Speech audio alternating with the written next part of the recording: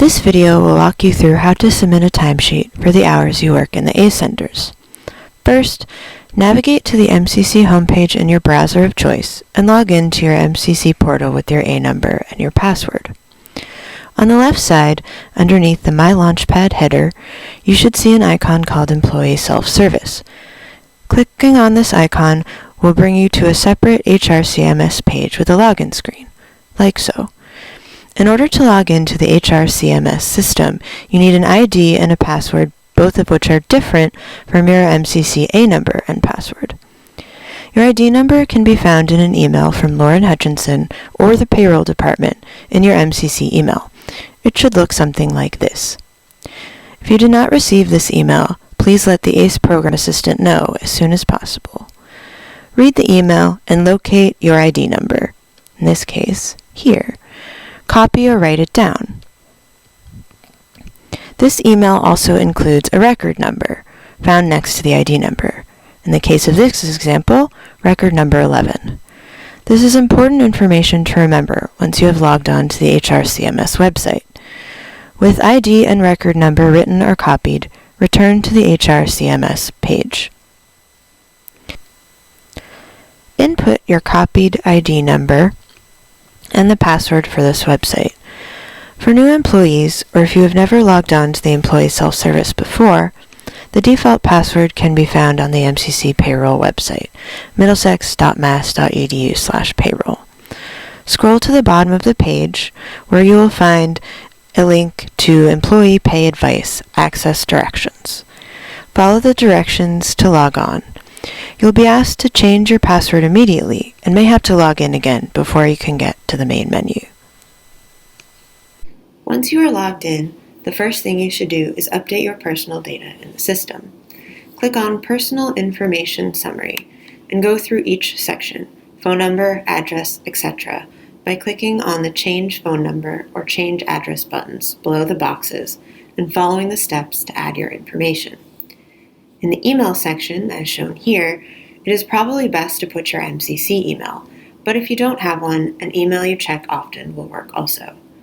It's important to fill out this information because if you forget your password later on, having an email in this area means that instead of calling or talking to the MCC payroll office, you can change the password on your own via the Forgot Password link on the main page, as shown here. Make sure to double check that everything is correct and then return to the home screen via the home link. Now let's take a look at the timesheet itself by clicking on Timesheet in the Quick Links section. If you have more than one position on campus, such as working in ACE and working as a student orientation leader, you might see a screen like this with multiple rows of positions, just with different titles.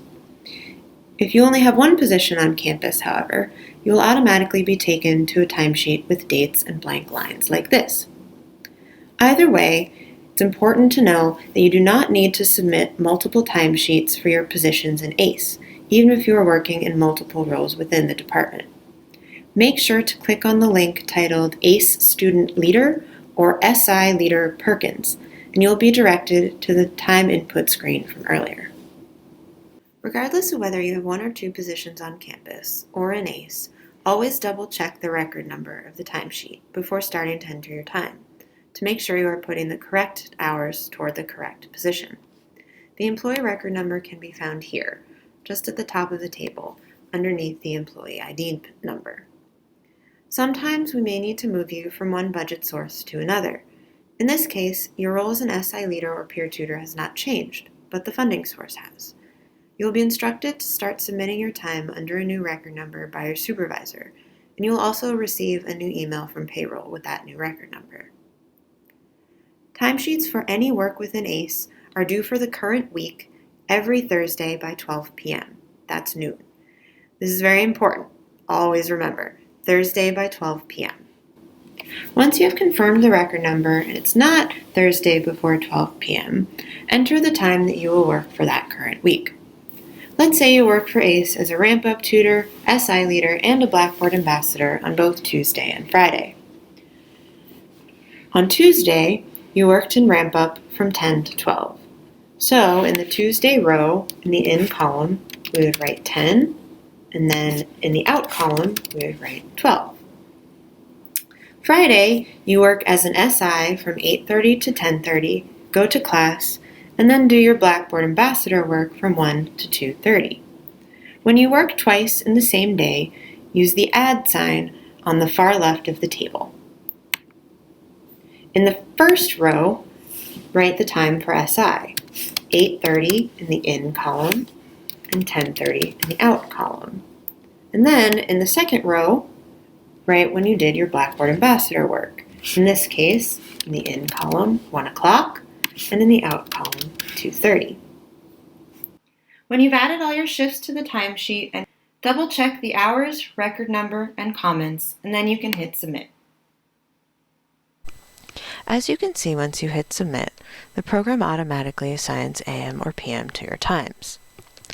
Sometimes a screen will pop up saying that the times you entered are not in chronological order. This means the program automatically assigned an AM or PM designation incorrectly. Close the window, find the affected lines, change the AM to a PM or vice versa, and then hit submit again. It's important to remember that any time you make a change to your timesheet, you must hit submit, or else the change will not go to your supervisor for approval. By law, if you have a shift that is more than 6 consecutive hours, you are required to take a 30-minute break. If you find yourself in this position and need to input the break on your timesheet, talk to your supervisor. Once everything is submitted, you should see the time you entered in the reported status column is now needs approval. Congratulations, you've completed your timesheet. Triple check that everything is correct, including the employee number and the times you have entered, and then you may sign out and close the website. In addition to filling out your timesheet on the HRCMS site, you can also access copies of your pay stubs and tax information from the main menu under the Quick Links section, here in View Paycheck and here in View W-2. If at any time you are confused about how to submit your timesheet, please consult your supervisor. We're here to help. Here are some important reminders about timesheet due dates, changes to your hours, and late submissions. Don't forget, timesheets for the current week are due on Thursday by 12 p.m. If your hours change and it is before Thursday, you can change them yourself via the HRCMS website. Just make sure to always press submit. If your hours change or you don't submit your timesheet until after Thursday at 12 p.m., ACE cannot guarantee that you will receive your pay or the change in wages for that week. Depending on the week, that could mean the money for those hours might appear in a later paycheck as well.